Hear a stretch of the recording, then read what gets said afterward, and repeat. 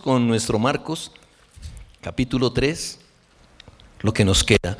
Capítulo 3, versos del 20 en adelante. Voy a leerlos y después vamos a ir mirando qué es lo que nos quería decir nuestro hermano Marcos en esto.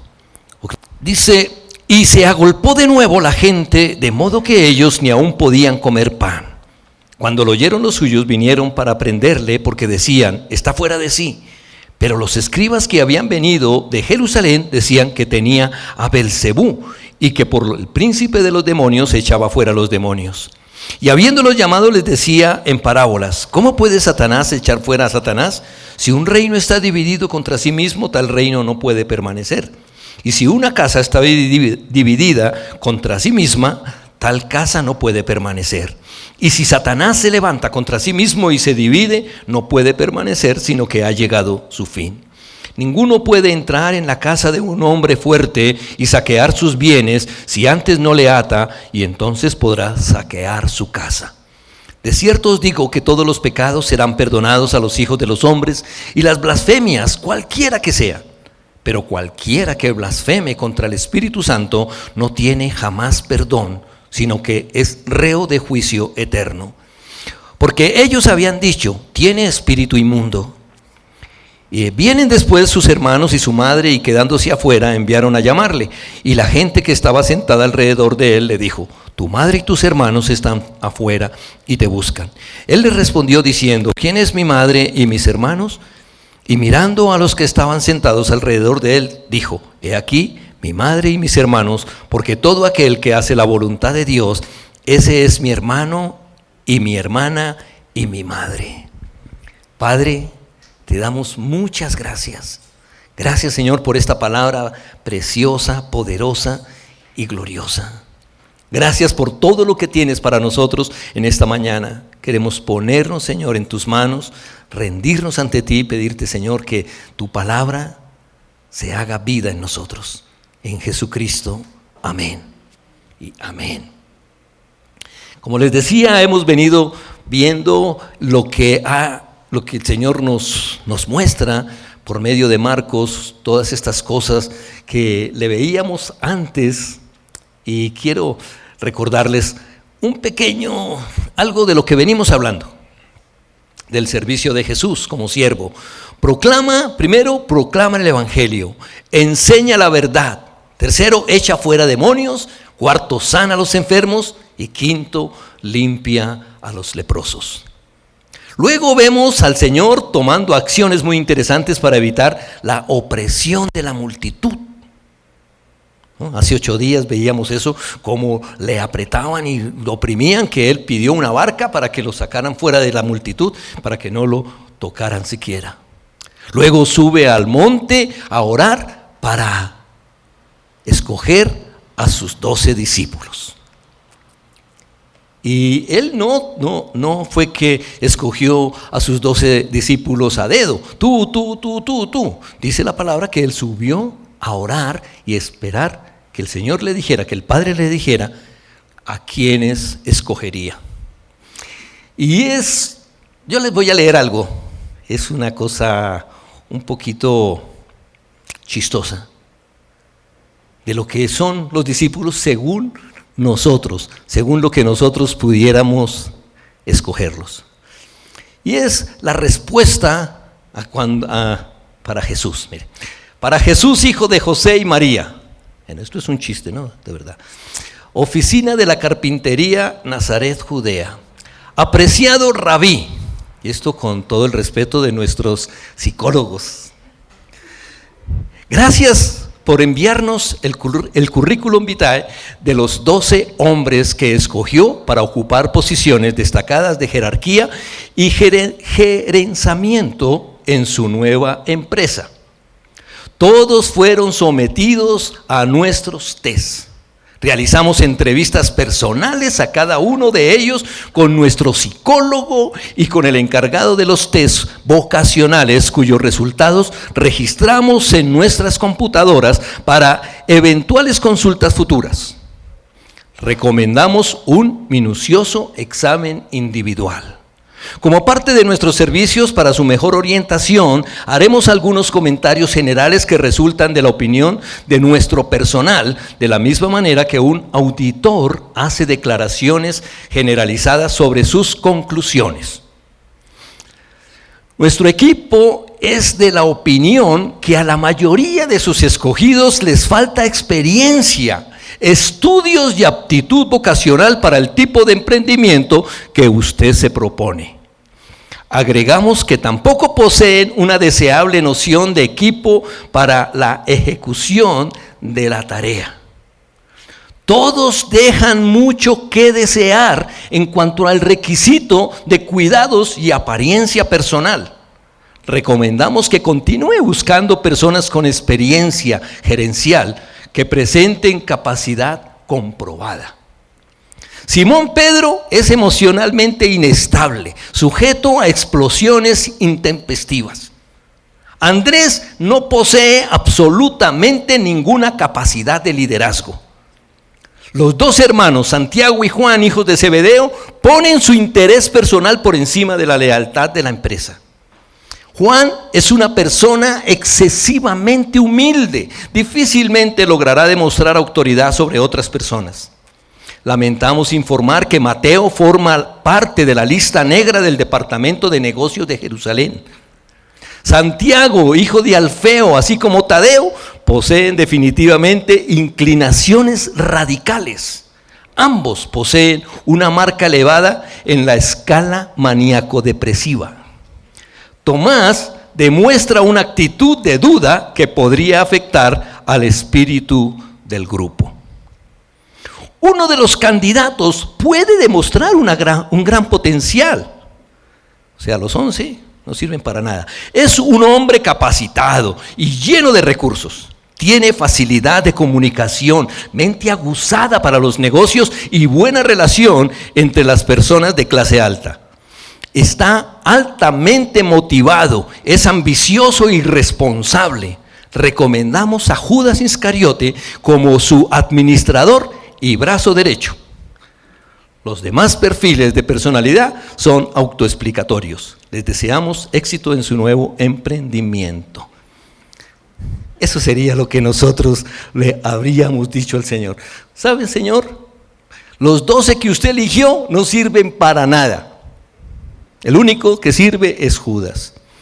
Gracias a Dios que no nos pidió a nosotros ningún consejo, sino que le escogió al Padre. Bueno, ahora sí, entonces vamos con nuestro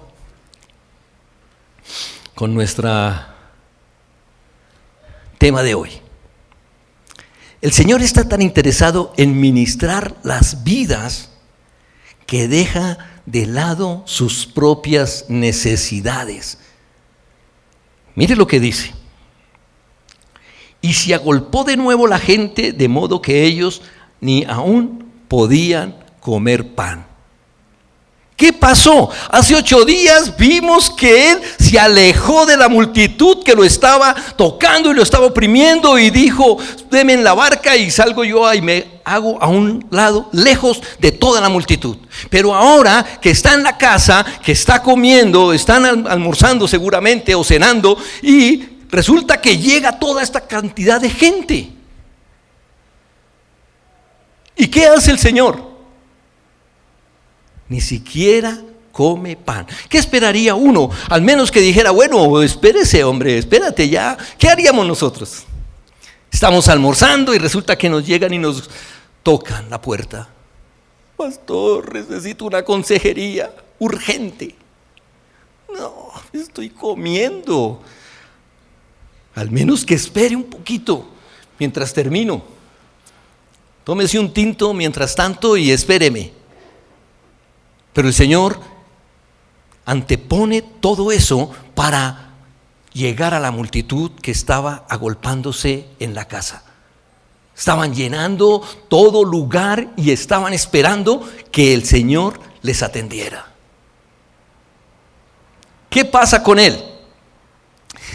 Cuando los parientes se enteran, Porque esto fue algo sorprendente, toda la multitud viniendo detrás del Señor Jesús para ser sanados, para recibir pan, para recibir liberación, para recibir lo que sea, porque todos querían conocerlo, tocarlo y recibir de sus milagros todo lo que habían conocido, todo lo que habían visto que había acontecido en los días anteriores. Y vienen y tocan y los familiares vienen a él. Y mire lo que dice. Dice, pero cuando lo oyeron los suyos son sus familiares, sus hermanos, sus hermanas, todos ellos que los nombra al final. Vinieron y dice, cuando ellos lo oyeron, vinieron para prenderle. No dice, vinieron para ayudarle, para rodearlo. Sus familiares no vinieron para decirle, Jesús, tranquilo, que nosotros vamos a ayudarle, vamos a hacer equipo contigo. Vinieron a prenderle, vinieron a tomarlo por la fuerza, vinieron a rodearlo y a llevárselo de ahí. ¿Por qué? Porque mire lo que decían ellos. Decían, está fuera de sí. ¿Saben qué significa esto? Está loco. Sus hermanos, sus familiares, sus parientes decían, está loco. Y vinieron a tomarlo por la fuerza para llevárselo, porque se avergonzaban de él. Se avergonzaban. ¿Ustedes han tenido algún pariente o conocen a alguien que se enloquece y empieza a gritar por la calle y empiezan a hacer cosas? ¿Qué hacen los parientes? Lo primero que hacen es sentirse avergonzados. Y tratan de tomarlo para llevárselo al manicomio, para que lo tengan encerrado, que nunca salga, que nunca diga, que... ¿Cuántas personas así han vivido en casas olvidados de todo el mundo? Se han encontrado hasta personas amarradas para que no se vayan a salir ni vayan a gritar. Aún ahora los ancianos, cuando ya están seniles, tienen que mantenerlos encerrados porque están fuera de sí. Y esto pensaban sus propios parientes. Y sigue diciendo, pero los escribas que habían venido de Jerusalén decían que tenían a Belcebú y que por el príncipe de los demonios echaba fuera a los demonios. Venían los escribas, ya hemos visto quiénes eran los escribas, nos ha estado narrando Marcos quiénes eran los escribas. Desde el principio hasta ahora viene hablando de los escribas. Los escribas eran aquellos religiosos que se conocían toda la Biblia, eran los eruditos, maestros de la ley. Podríamos decir hoy en día los apóstoles, los profetas, los evangelistas, los pastores y los maestros. Eran ellos, los religiosos, los que se la creían, que se la sabían toda. Y siempre estaban señalando al Señor Jesús. Desde que llegó, desde que comenzó su ministerio, siempre lo estaban señalando. Ahora vienen a decirle, tiene un demonio. ¿Saben quién era Belcebú? Belcebú era un dios de los ecronitas. Quería decir el señor de las moscas. Los judíos le habían cambiado el nombre un poco y lo llamaban Beelzebul, que significa el dios del muladar. Ellos lo hacían cambiándole para burlarse de ese dios, el dios del muladar. Y vienen y se atreven de una manera tremenda, de una manera arrogante a decir, tiene demonio, tiene a Belcebú, está poseído. ¿Pero por qué? ¿Por qué? Fíjense que hace unos años hubo un movimiento fuerte en la iglesia y servicio donde no se echaran fuera demonios era un servicio que no estaba como muy bueno, no había sido tan bueno. Pero resulta que muchas veces habían personas que tenían sus momentos complicados. Por ejemplo, uno que sufriera de ataques epilépticos. Todos sabemos lo que es un ataque epiléptico. Pero para la iglesia, el que tuviera un ataque epiléptico es porque estaba poseído por demonios. Y donde hubiera, mejor dicho, yo creo que hasta contrataban. Habrá uno por ahí, un epiléptico, lo contrataba la iglesia para que viniera y a ver, no se tome la medicina por 2 días para que cuando llegue en el servicio le dé ese ataque y el pastor salga victorioso. ¡Wow! ¡Qué pastor! Así pasaba. Entonces ellos dijeron, el Jesús, este Jesús está endemoniado. Lo está poseyendo el príncipe de los demonios. ¿Pero por qué lo dijeron? Ellos eran unas personas buenas, unas personas que conocían la palabra. Eran personas, como estamos diciendo ahora, eruditos en la palabra. Eran personas que estaban enseñando la Biblia a la gente. No eran malos. ¿Pero por qué lo dijeron? Por culpa de la familia. La familia vino, y si la familia viene y dice está loco, no le hagan caso que está loco. ¿Qué va a pensar los demás? Pues que está loco. Si la familia lo dice, está loco. Y es complicado ahí, ¿no? Lo que está pasando. Dice, continúa diciendo, y habiéndolos llamado, les decía en parábolas, ¿cómo puede Satanás echar fuera a Satanás? El Señor se levanta y los mira a ellos y les dice, ¿cómo puede echar Satanás fuera a Satanás? No puede. Si lo echa, pues se va a dividir. En otras palabras, les estaba diciendo, ustedes creen que yo estoy poseído por Satanás, pero los que están poseídos por Satanás son ustedes. Son ustedes que no se dan cuenta de quién les está hablando. La familia les estaba diciendo que estaban loco, que no le hicieran caso. ¿Quién era quien estaba hablando ahí? Satanás. Satanás le encanta tomar todas estas cosas. Por eso dice, más adelante dice, los enemigos, los primeros enemigos del hombre que conoce al Señor son su misma familia, son su misma casa. Cuando el Señor llega a una casa de incrédulos, por medio de uno, ese sí que sufre. Pero el Señor los lleva, le habla a uno de la familia y lleva a la luz. Y empieza a sufrir.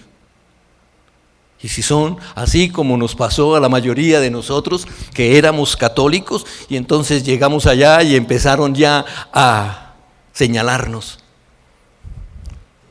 Este viene, ya lo convencieron, le lavaron el cerebro, está enfermo, ahora nos viene a querer convencer a nosotros.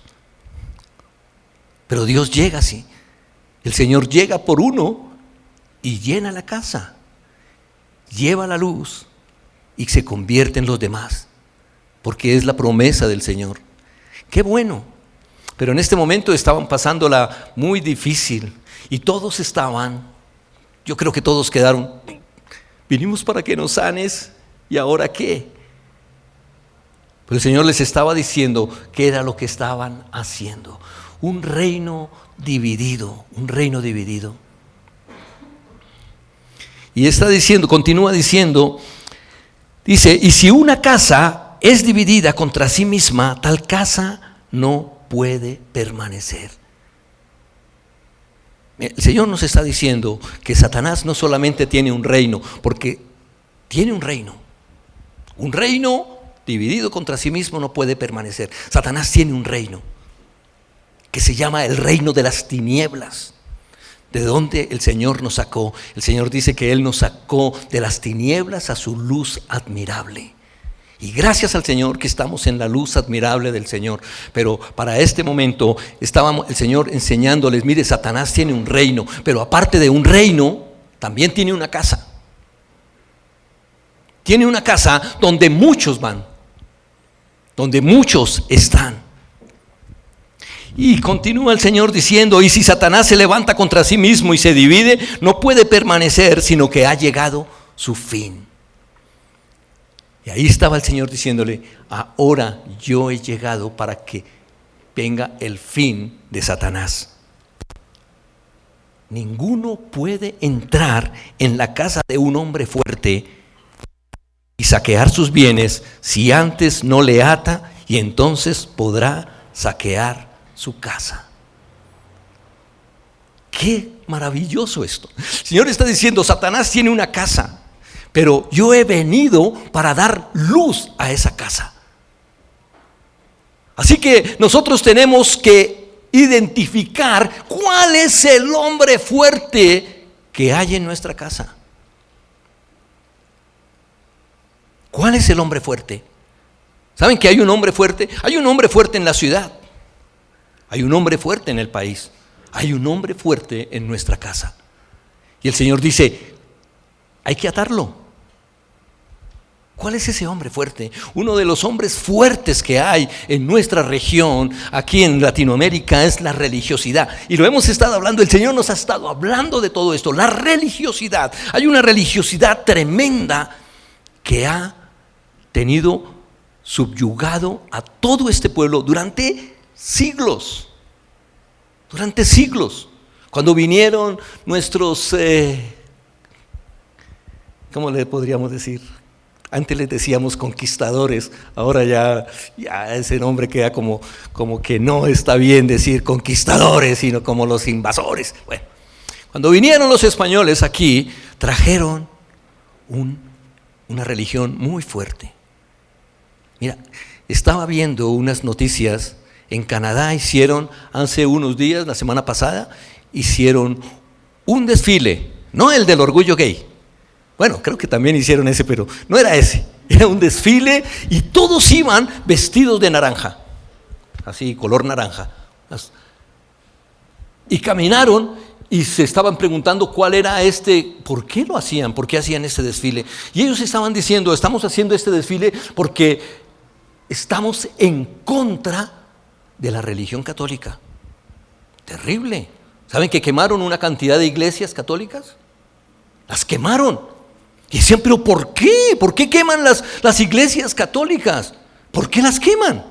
Tampoco es para llegar a tanto. Y entonces ellos estaban diciendo: ¿cómo fue que creció Canadá? Canadá está sembrada, todo lo que es la cultura actual de Canadá está basada en un genocidio infantil impresionante. Miles, tal vez hasta 1 millón de niños fueron sacrificados por los curas. Porque la policía montada, el gobierno ordenaba a la policía que cogieran y que raptaran a los niños aborígenes, los que no hablaban inglés o francés. Y los cogieron, los tomaron y los llevaron a las iglesias católicas, y ellos los tomaron para obligarlos a que conocieran la religión católica y no hablarles en su idioma. Y los maltrataron de tal manera que abusaron de ellos sexualmente, que los abusaron quitándoles alimento y golpeándolos. Y la mayoría, dicen que más de 1 millón de niños murieron y están enterrados debajo de esas iglesias. Y ahora se vino a destapar esto. Tal vez más de 150 años. Y ahora vino a verse estas cosas. ¿Qué es? Hay un hombre fuerte. Hay un hombre fuerte que está, ¿por qué? Porque tiene un gobierno. Y contra ese gobierno es que nosotros vamos. Contra ese gobierno es que el Señor vino. Contra ese gobierno dice que Satanás tenía las llaves.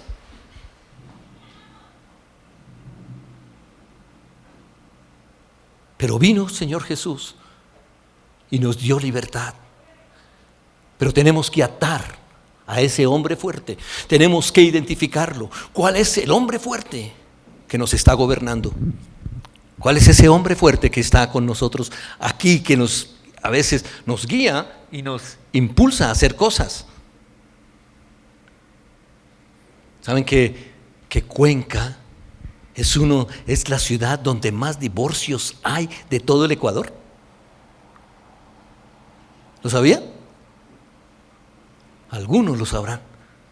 ¿Ah, sí? Sí. Tremendo. Tenemos una nación que está gobernada por la religión. No, que gobierna es Lazo.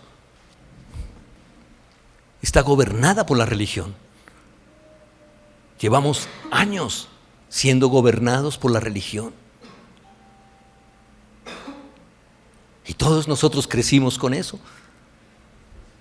Y aún teniendo la libertad que Cristo nos ha dado, teniendo el conocimiento de muchas cosas, aún nos vemos metidos en medio de ritos católicos.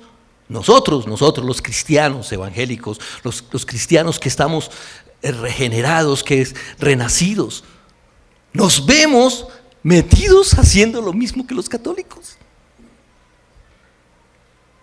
Y no es que esté criticando a las personas que es católicas ni nada de estas cosas. Eso es espiritual. Tenemos que mirar cuál es ese hombre fuerte y atarlo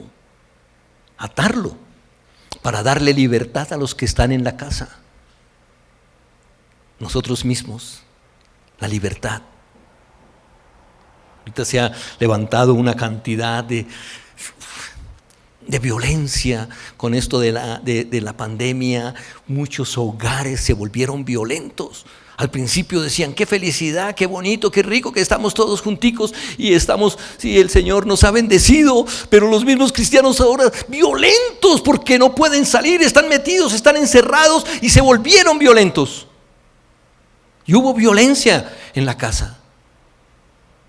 Y no nos damos cuenta de que hay un hombre fuerte que está ahí. Pero dice que luego que se ata al hombre fuerte, puedes saquear sus bienes. Los bienes son los pecadores retenidos y esclavizados en la casa de Satanás.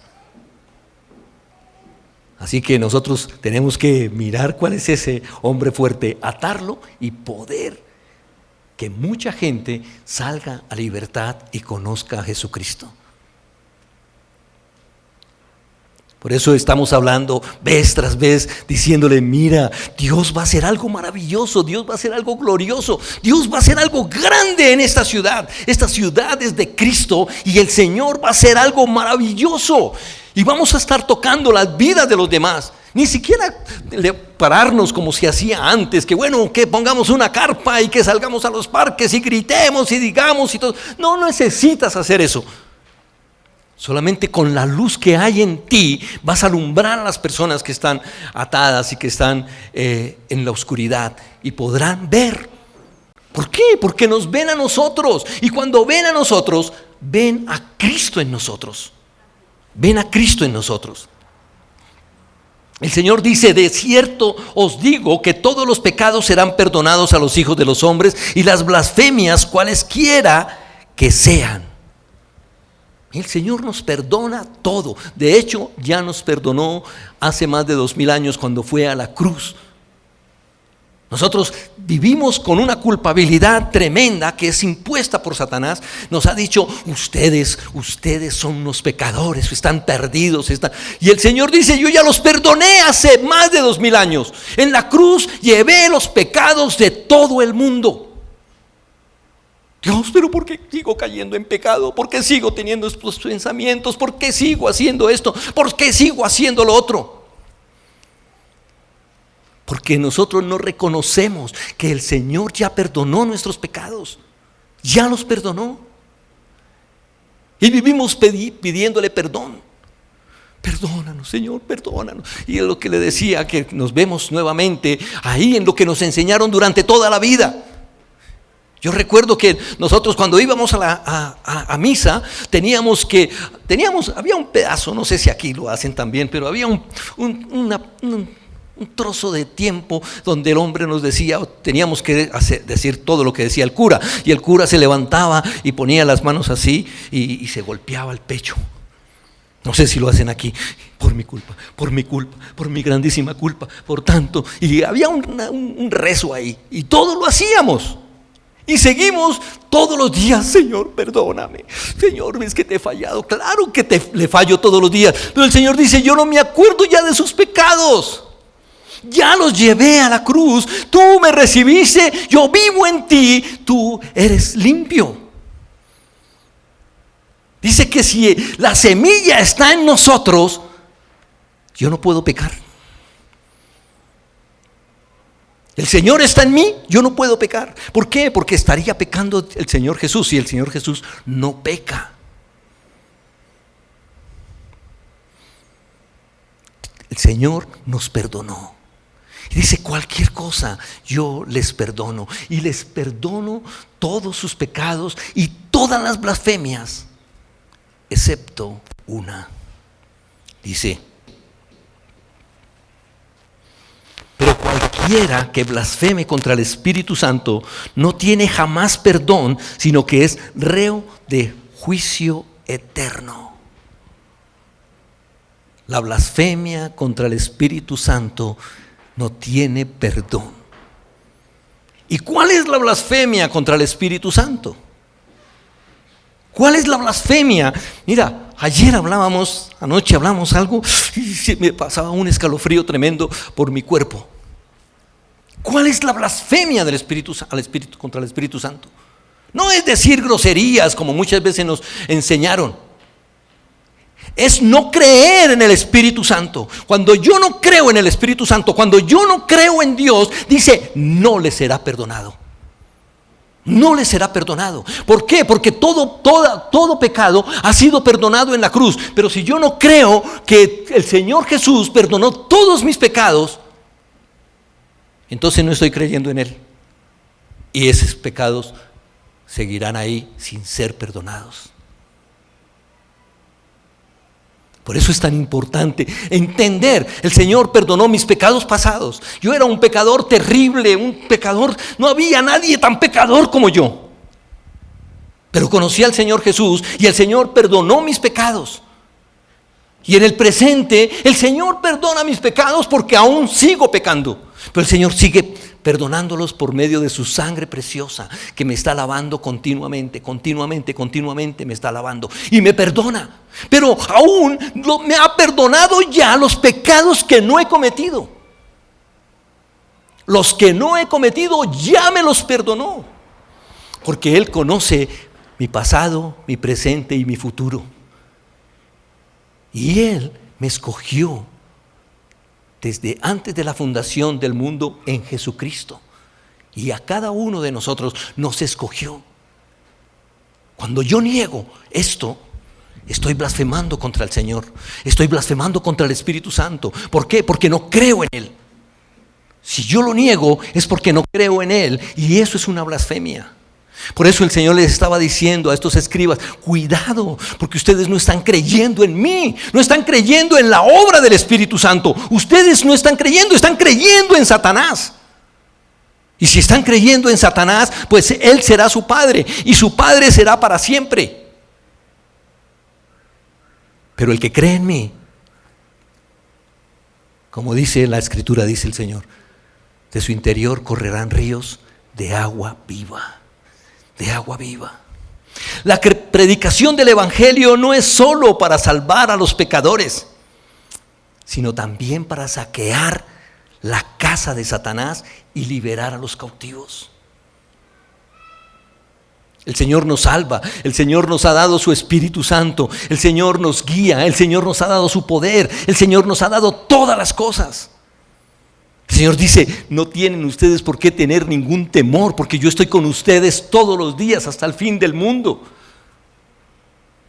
A nosotros nos da mucho miedo. ¿Por qué? Porque vivimos en un sistema donde anhelamos las cosas materiales. ¿Saben cuáles son los mártires de hoy en día? Hoy en día nosotros nos sentimos martirizados porque no tenemos plata. Ay, el sueldo se me encogió el sueldo. Con esto de la pandemia ya no gano lo suficiente. ¿Saben cuál era el martirio de los cristianos primitivos? Veían un bebecito así como el que está ahí, ese nietecito hermoso que está ahí, y se lo quitaban de los brazos a la madre o al padre. Le decían: niegue a Jesucristo o le quemamos al niño vivo. Y todos saben lo que pasaba. Lo siento, no puedo negarlo a Él. Te quemamos tu hijo vivo delante de ti. No puedo negarlo. ¿Qué haríamos hoy en día? ¿Qué haríamos nosotros hoy en día? Gracias al Señor que nada de esas cosas nos suceden. Y gracias al Señor que si nos llega a pasar un momento de esos, el Señor nos perdona. Pero eso es lo que nosotros estamos viviendo hoy. El Señor dice: no tengan temor. Mire, vendrán momentos, vendrá una persecución tremenda contra la iglesia. No crean que nosotros nos salvamos de esa persecución. Vendrá una persecución. Y hay persecuciones fuertísimas ya en el mundo. Pero seguimos orando y creyendo en el Señor, porque Él nos sacará, nos librará de todas esas cosas. Y Él pondrá en ese momento la valentía que sea necesaria para que enfrentemos lo que tenemos que enfrentar.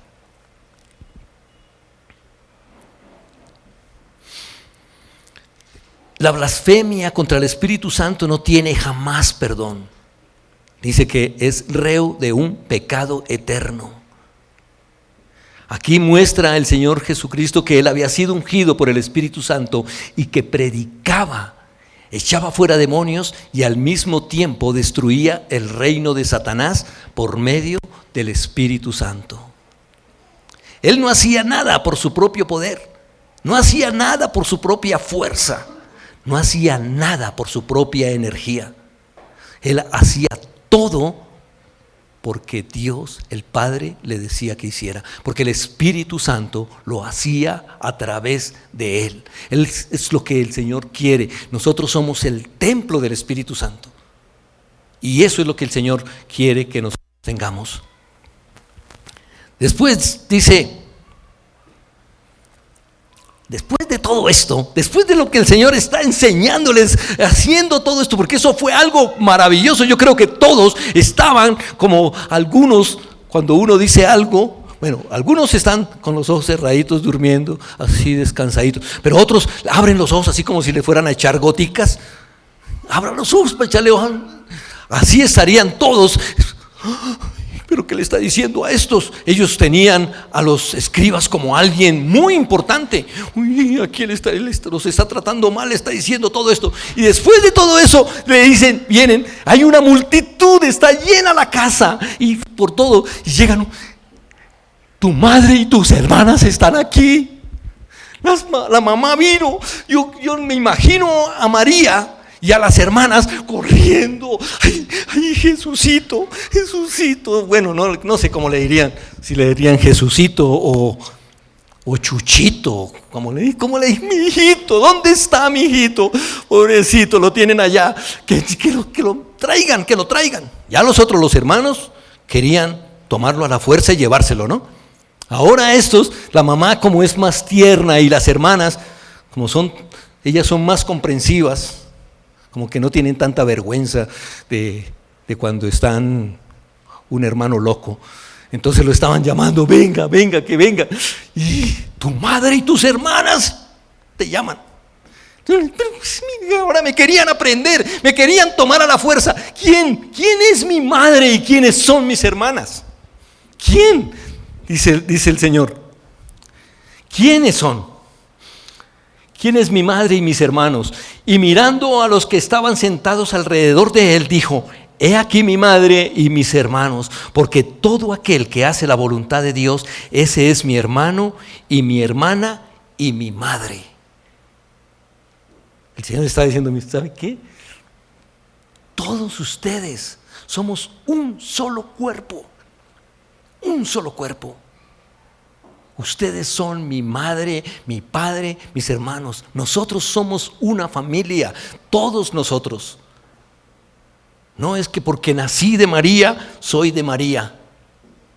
Aquí también le derrumba una cantidad de cosas ahí a la iglesia católica. Oye, estoy contra la iglesia católica. No es que esté contra ellos ni nada, pero a mí me aterra uno decir, María, la Madre de Dios. Madre de Dios, ¿no te decían cuando estábamos en España? Oh, Madre de Dios. La Madre de Dios. Entonces Dios no es Dios, sino la Madre, ¿no? Porque es la que da a luz. La Madre de Dios.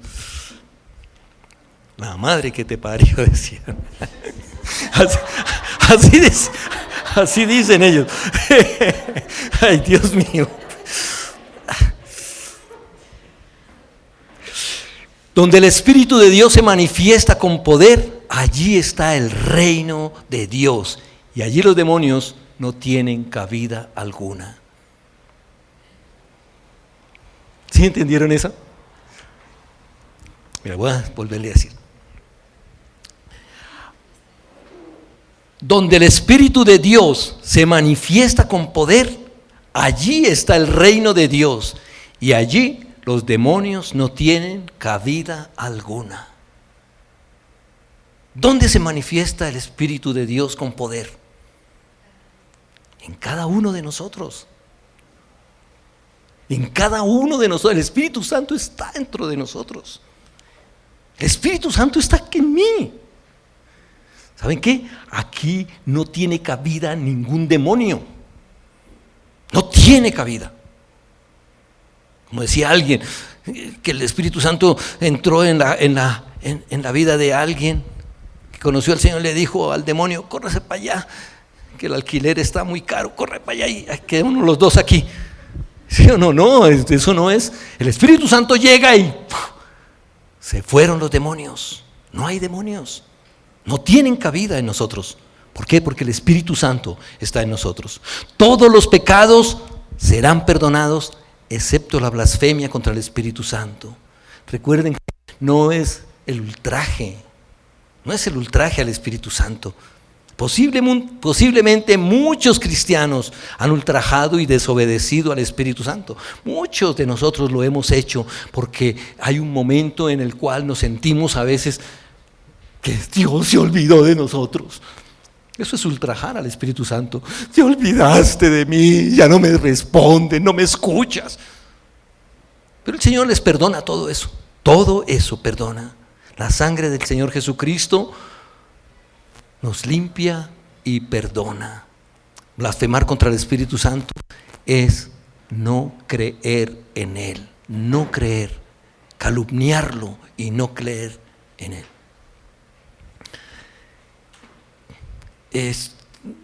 Vamos a ir terminando.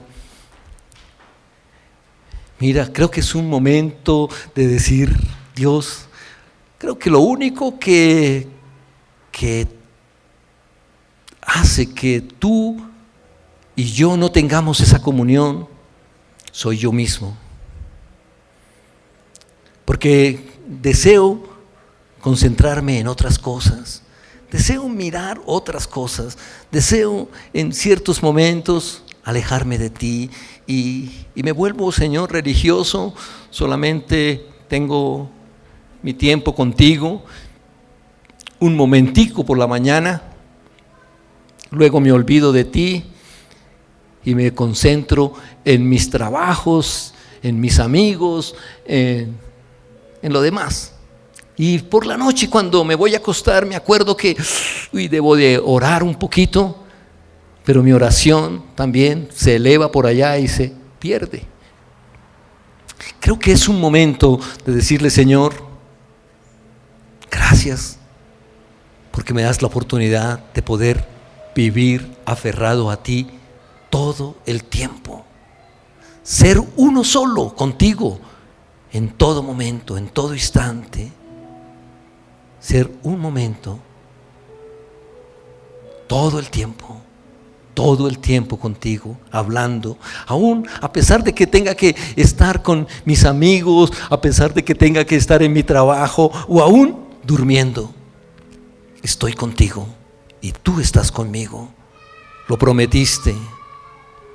Padre, qué bueno eres, qué grande y maravilloso que eres, Señor.